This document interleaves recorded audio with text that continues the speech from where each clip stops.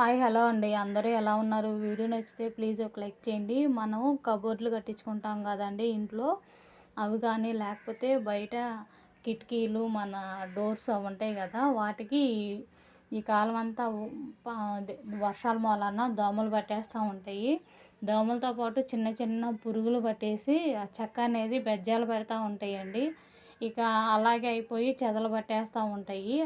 అందుకని అలా కాకుండా ఉండాలంటే మనం మంచాలకేస్తాం కదండీ వార్నిషు, అది కానీ లేకపోతే మిషన్ ఆయిల్ కానీ లేకపోతే కొబ్బరి నూనె అయినా యూజ్ చేయొచ్చండి. కొబ్బరి నూనె వాడటం వలన ఏంటంటే ఒక్కొక్కసారి చీమలు పట్టేస్తూ ఉంటాయి. అందుకని కొబ్బరి నూనె కాకుండా ఇలా మిషన్ ఆయిల్ కానీ లేకపోతే వార్నిష్ కానీ వేసి మనం కిటికీలు తలుపులు ఇవన్నీ నీట్గా బ్రష్తో శుభ్రంగా తుడిచేసిన తర్వాత ఇలా ఆయిల్ రుద్దామంటే మాత్రం చక్కగా కొత్త ఆటికలాగా మెరుస్తూ ఉంటాయి. చెక్క అనేది పురుగు పట్టదు, చెదలు పట్టకుండా నీట్గా ఉంటాయండి.